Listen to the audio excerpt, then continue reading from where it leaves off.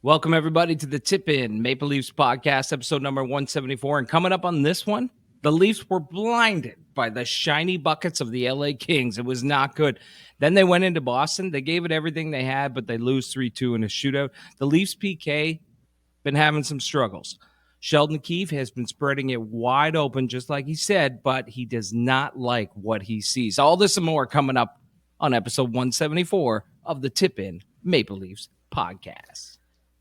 Hell of a game tonight against the Bruins. The Leafs have played 3 of their last 4 games, Chad, with only 5D. Tree living. Maybe get on the blower there, bud. All right? And get something cooking. The boys need some help back there big time. Let's hit the intro.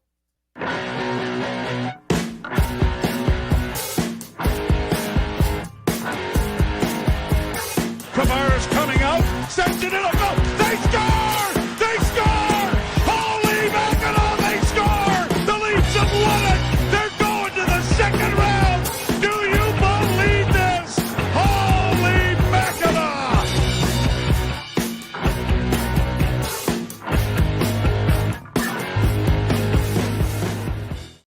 Welcome, everybody, to the Tip In Maple Leafs podcast. I'm Chad.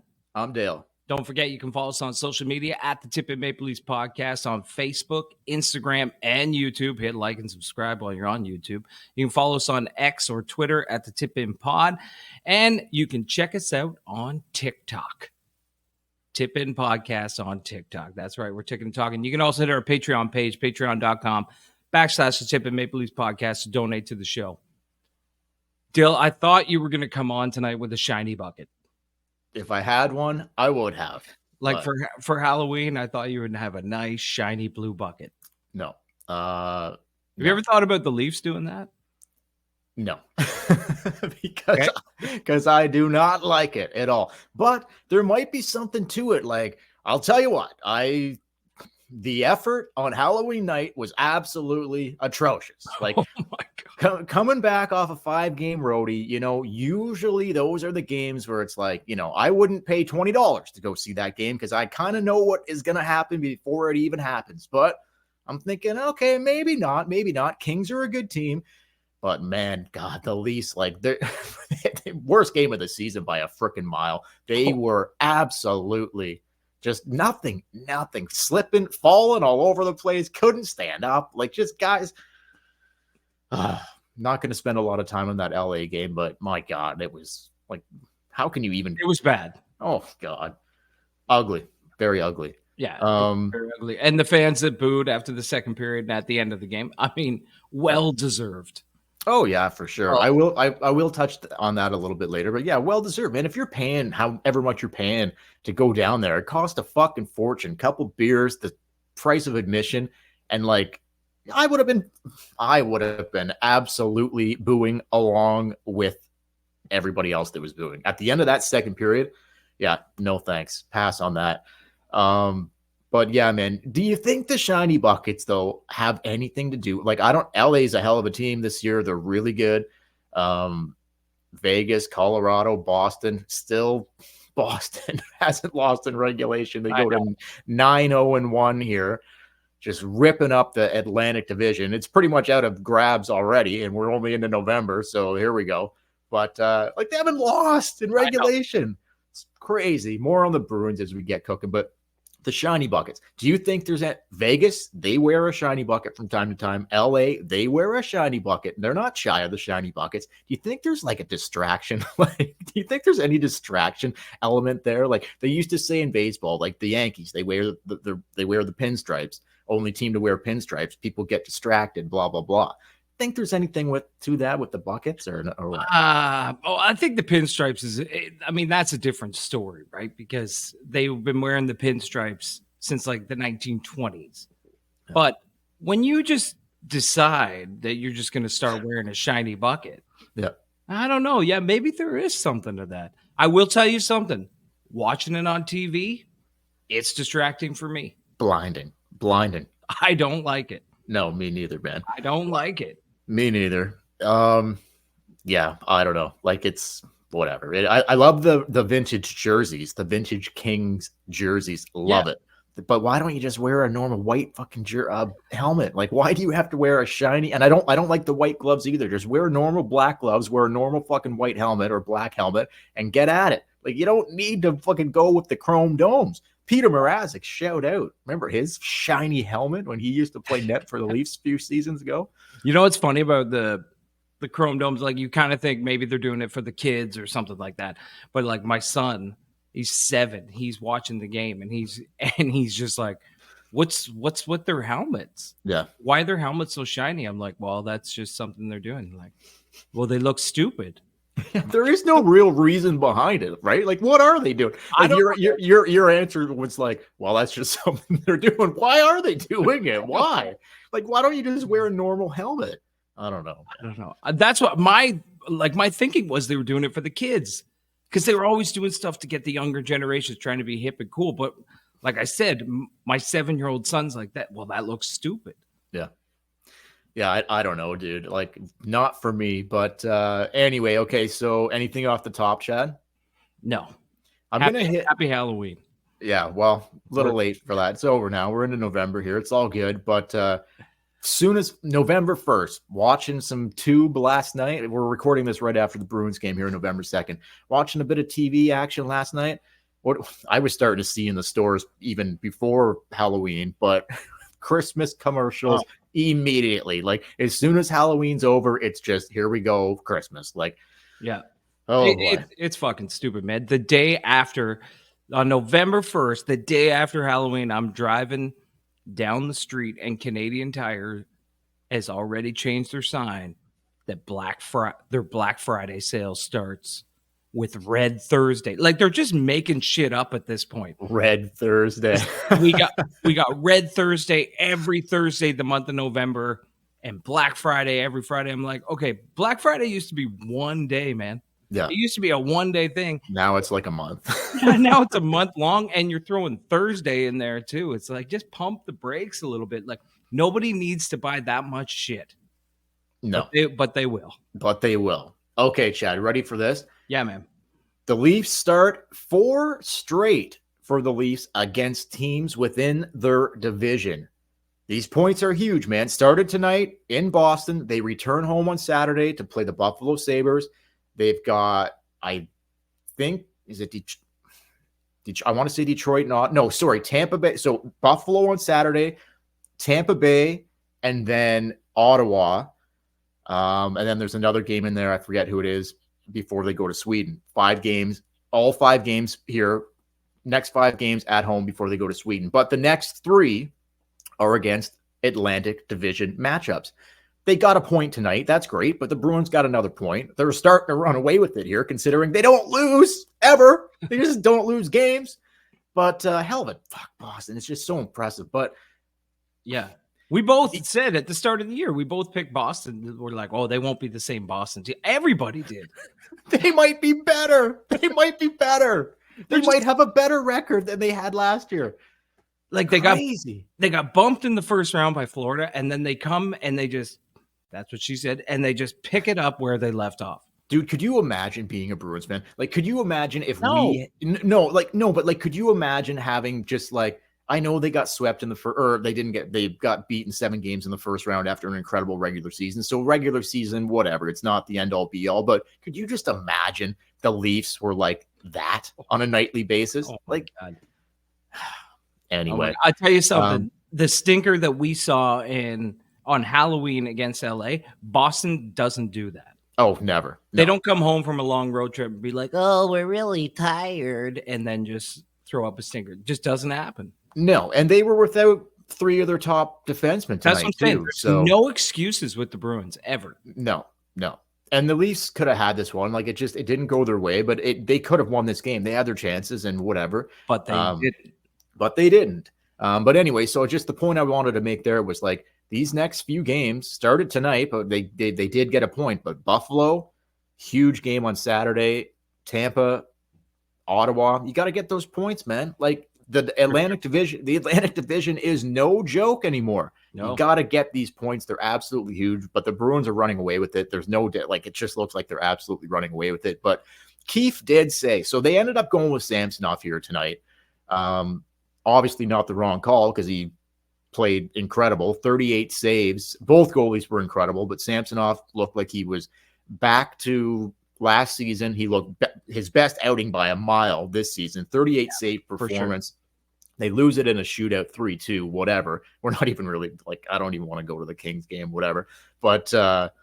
Keefe did say a couple quick things. You mentioned one of them off the top, but a couple quick things Keefe said before this game. He said, he said, we really need to see Samsonov grow. We need to see him start growing here. He didn't say we want to see him grow. He said we need it. We need to see Samsonov grow. Is that an accurate assessment? Oh, absolutely. Absolutely.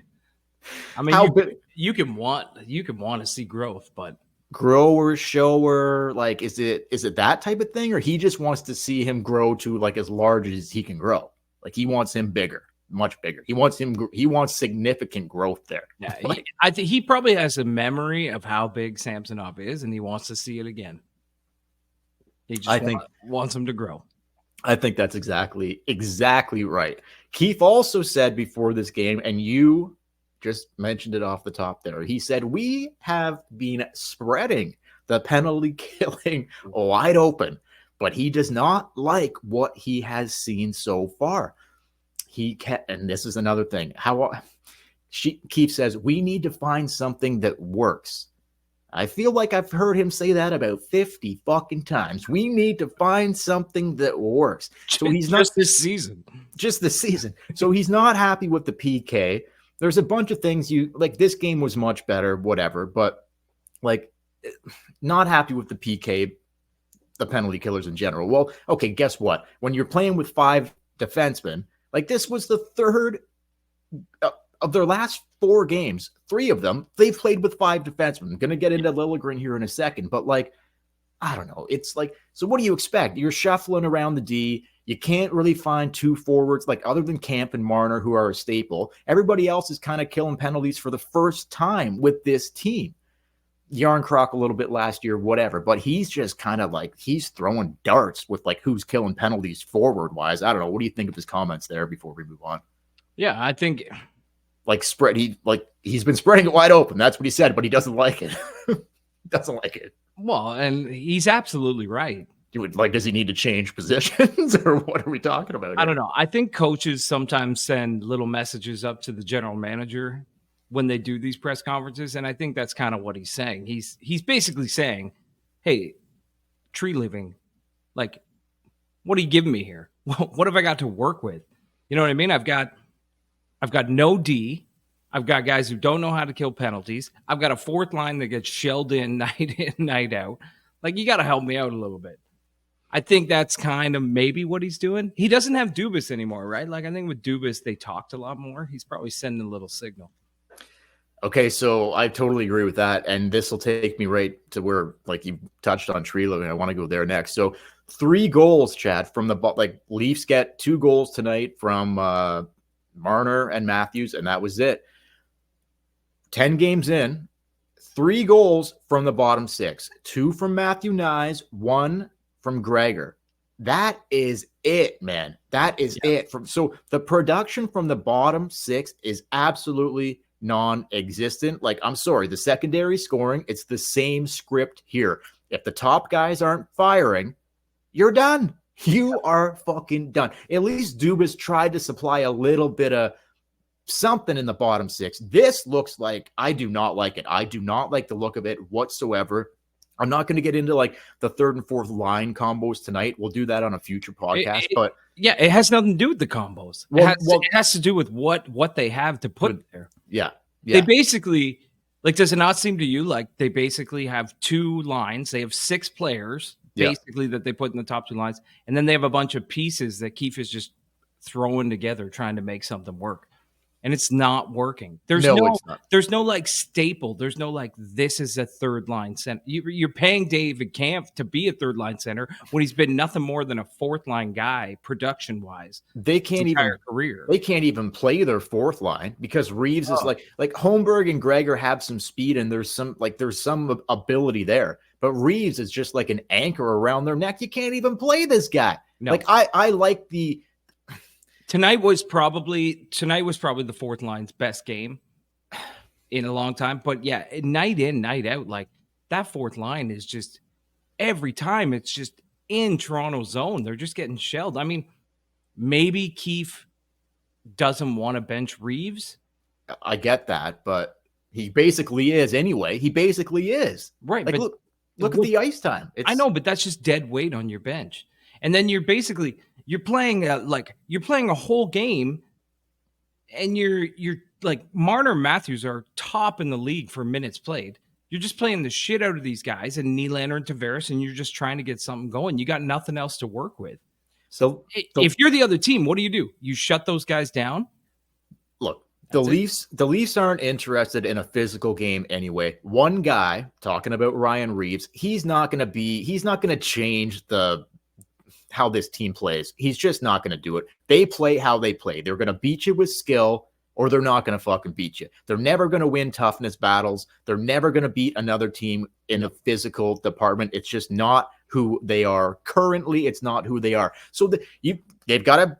Hey, Robertson is fired up down at the Marlies. There's a guy that could at least potentially come into the bottom six, bring you some speed, bring you possibly a guy that could rip the puck in the net.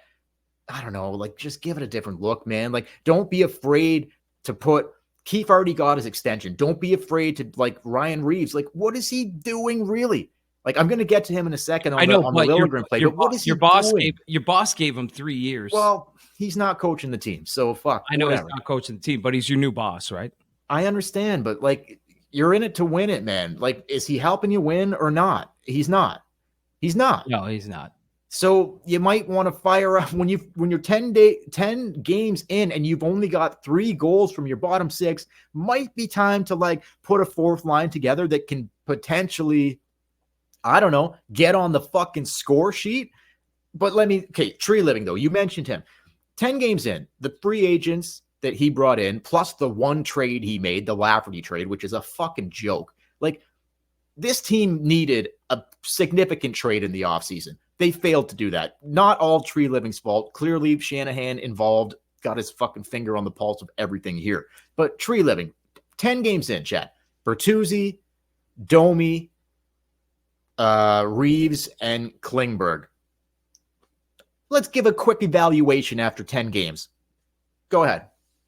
Like, how do you want me to evaluate it? Just how do you think the offseason moves, which were basically those 4 free agent signings plus... Well, Gregor, let's leave him out of it. The main 4 free agent signings plus it's a fail. Fuck. The trade of Lafferty is a joke. You can't even include that. He hasn't made a trade. He hasn't made a deal yet. No. The Lafferty thing was just a roster, like just freeing up cap space. Yeah.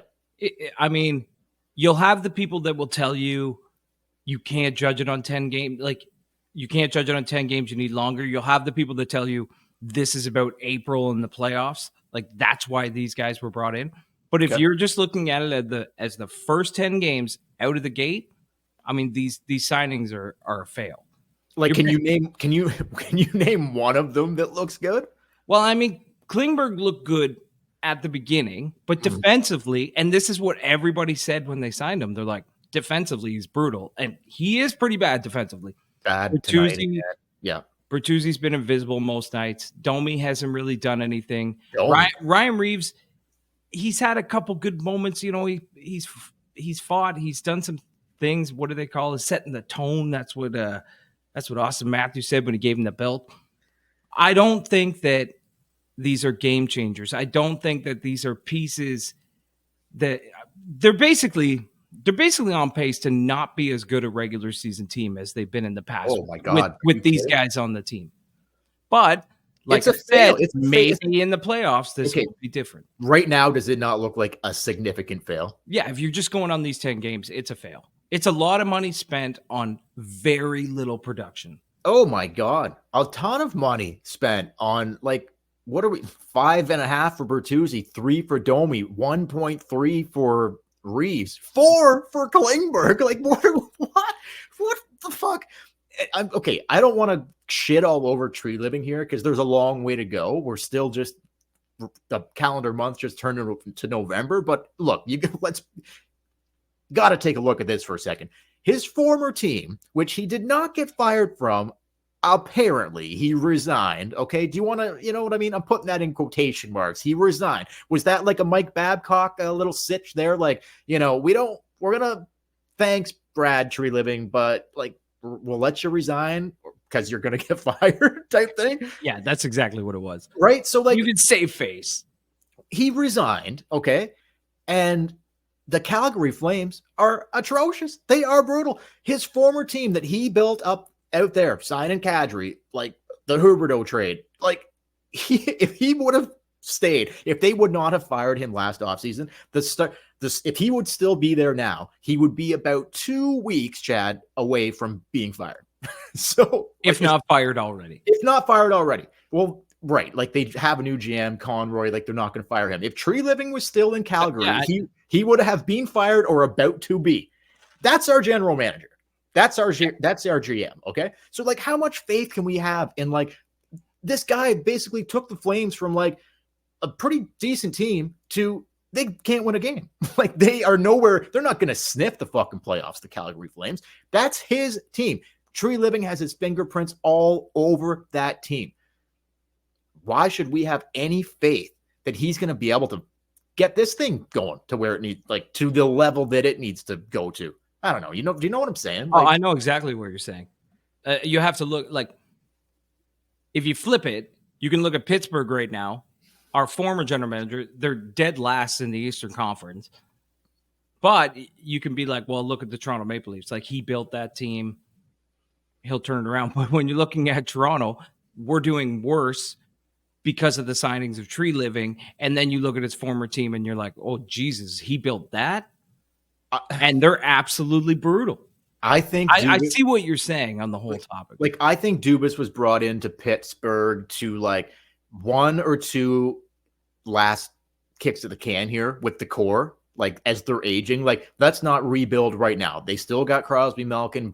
Let's try to help those guys. Bring in Carlson, whatever. I think that's what Dubas was like told from ownership there, and that's what he's done, which makes sense. Let's see if they can get 1 more kick or 2 more kicks at it. It doesn't look like it's going to work, but I believe before Dubas, signed his 5-year deal there, named himself as the president, and then named himself as the GM, took all the fucking money and was like, yeah, Toronto, whatever, see you later, catch you later. But like, I think they will have Dubas in it for Pittsburgh's going to rebuild, and he's going to be part of tearing it down and building it back up. Do you not think? Yeah. Like, I don't see that here with Tree Living. Like, this is like, he's got to figure what needs to be done to like win within the next 5 fucking years a Stanley Cup here. Like there's no sniff at a rebuild with the Leafs or Tree Living. He'll be long gone before another rebuild starts to circulate here. You know what I'm saying? Yeah. And if you look at Calgary's best seasons under Tree Living, like a lot of the pieces were kind of in place when he got there. And I know he was shoved in a corner because Tkachuk wanted out and Gaudreau wanted out. But at the same time, man, your resume is your resume. Dude, Chad, the Flames only won 2 playoff series the entire time he was there. He was there for almost 10 years. And a lot of the pieces that were on those teams, he didn't even put into place. Like most of the time when you first get, like in Toronto could do really well this year or whatever. What did he do? Signed a few players?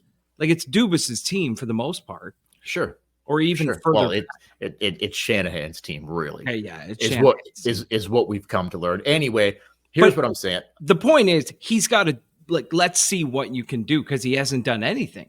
Look at the defense. Like, I'm going to get into the Liljegren play here in a second, but like, just you can't have Lagesson and like if Liljegren can't go, which clearly he's not going to be able to go. He's banged up as fuck. Benoit's the next call up. Like, come on, look. They have no depth, no depth on the blue line. And their blue line's not even that good to begin with. Go search. No, exactly. It wasn't that good to begin with. So go searching for a guy that was on waivers that didn't get a contract, or go searching for somebody, or else pull the trigger, trade a prospect, and bring in a fucking defenseman, or trade a pick. Do something. Like this is okay. I'm sure like he's on the phones and he's trying. Like he's probably not just sitting there being like, well, let's just wait and see. Let's just wait and see. No. What is he going to do? That's the thing. You can't let this continue. You can't like I said, they've played 3 of their last 4 games with 5 defensemen with a 40-year-old Giordano. Like, I know. This is craziness, man. Like, these guys are going to be dead beat by Christmas. They're going to be cooked. The decor is going to be cooked by Christmas. Cooked like a stuffed turkey on Christmas. The forwards aren't even as deep. No, like, the defense needs work, but you were talking about it. All these guys playing penalty kill that have never penalty killed before, and no production from your bottom 6. No, like your forwards need help, and your D needs help. It's time, Tree Living. It's time, buddy. So, God, stop in a Boston Pizza, have a beer, think about it. Late in the first period, Chad, Marchand and Liljegren go racing for the puck in the Leafs corner of the ice. Yeah. Marchand takes his legs out from underneath him. Fast play. I can maybe, like, when they slow it down, you watch it, whatever. The ref was standing right there. Guess who? Guess who the ref was there? Wes McCauley. What a real shocker. And guess what the call? Guess what the call was? Oh, no call, right? No call. So did not look good for sure. Should have been a penalty without a doubt. There was a can opener there. He took the legs out like 100%. Yeah. Wes McCauley standing right there. Wes McCauley. Just watching Liljegren blow out both groins. Wes McCauley hates the Leafs. Anybody who doesn't know, Google search Wes McCauley and how many Leafs games this guy's reffed, and look at their record. Look at the Leafs record in game. He's such a he hates the Leafs so much that he started the Tampa series last year, reffing that series, and the NHL had to pull Wes McCauley out of that series because he hates the Leafs. I don't care what anybody says. This guy hates the fucking Toronto Maple Leafs. Well, I think they pulled him out because of all the backlash of him reffing in the series, but because he hates the Leafs. Well, yeah, he hates the Leafs, and then you let him ref like. This season, you let him ref the Leafs games. Do you not think it's in the back of his head? Like, these motherfuckers pulled me out of the first round last year. Of course, dude. Of course. Anyway, terrible missed call. Like, some of these bullshit calls by the refs, like, all the time. Bullshit calls all the time by the refs every night. And you miss something like that. Absolutely brutal. Kipper was talking in the intermission, like, no response really from the Leafs right after that play. Like Reeves was kind of chirping Marchand from the bench and whatever. What are your thoughts? Like, it's just not who they are, right? But does it bother you that they just kind of like let it go, like nothing? Yeah, it bothers me that they don't play that way, but I've come to expect it, right? That's just who they are. I know you have Ryan Reeves on the bench, but unless someone's going to fight him, which they're not. No one's going to fight him. Yeah, then there's not much you can do. You're not really going to see any other player on Toronto go out and start something. It's just how it is. No, Bertuzzi though, like you'd think you brought Bertuzzi. He played on Boston. So what? You don't anymore. You don't anymore. But he's probably just like, I just want to get through this game. I guess, but anyway, whatever. Yeah. So I'm not going to go through everything. That was kind of basically it. Samsonov, I thought. Wes McCauley's a piece of shit, though. I will say that. I cannot stand Wes McCauley as a ref. Like, he is becoming my least favorite ref in the history of the league. I hate him almost as much as I hate the Sens. And that is, where the level of hatred is for me. Dale really hates the Sens. Worst team in the history of the National Hockey League, the Ottawa Senators. But anyway, Wes McCauley, absolute, just, yeah. If this guy never reffed another Leafs game ever, I would just be like, he was standing right there. He was standing like less than 5 feet away. He was standing right there. Anyway, I know when you slow it down, his eyes never come off the play. Like, he watches, he sees his stick go between the legs. He sees Liljegren almost break his neck hitting the boards in the ice. And then he's just like, that's good. That's a good play. Brutal, man. Anyway, yeah, like someone like Nylander will bump a guy on the boards or something. He's just fucking hand goes up for interference. I know, right? He's such a weird dude. It is crazy. Anyway, man, yeah, I just wanted to try something a little different tonight, not go through full recaps and just kind of hit on topics and just whatever, give it a bit of a switch it up a bit. Anyway, back on Saturday. Yeah, like I thought they played overall pretty good. I thought Samsonov played really good. Tough call for Saturday. Who goes in the pipes? Probably Samsonov. Do you not think? I think at this point you go back with Samsonov. Not his fault they lost this game. But wasn't Joseph Wall's fault that you lost in the LA game? That's true. But like Keefe said, they want to see Samsonov grow. So because of that, I think to get him cooking, you might go back to I think these guys are probably going to split. Like they're going to just continue to split. But because of his performance tonight, no, Joseph Wall hasn't done anything to been taken out. Fucking. This is probably the best scenario cooking. I mean, if your defense is banged up and your GM's not doing shit about it and your bottom six isn't giving you any production, if you can get 2 hot goalies, that's probably the best scenario that could happen right now. I agree. So anyway, they lose 3-2 in a shootout to the Bruins. The undefeated Bruins, absolutely wild what Boston is continuing to do. But anyway, man, we'll move on to Saturday night. Unless you got anything else here, we'll move on and to Saturday night against the Buffalo Sabres. Yeah, no, quickly, just before we go,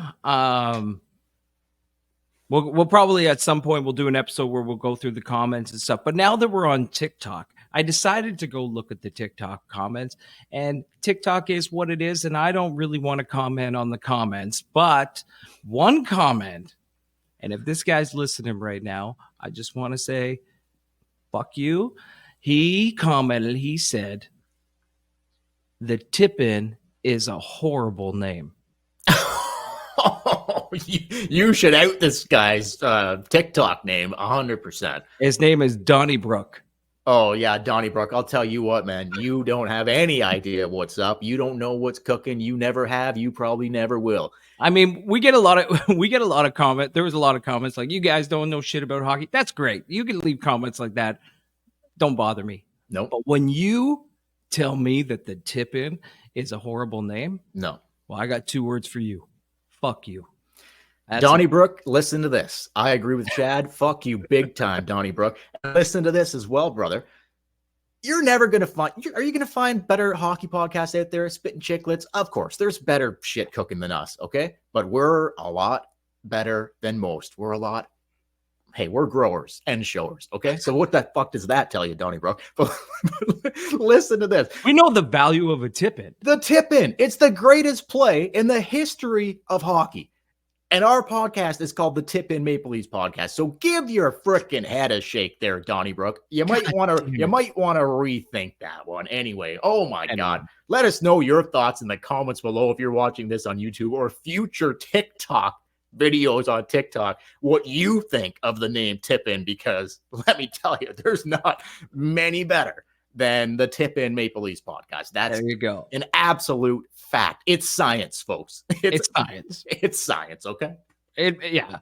But listen, for the Tip-In Maple Leafs Podcast, once again, don't forget to follow us on social media at the Tip-In Maple Leafs Podcast on Facebook, Instagram, and YouTube. Email us tipinpodcast@gmail.com and go to their TikTok page, Tip-In Podcast, and you can find Donnie Brook. And thanks, everybody, for listening, except Donnie.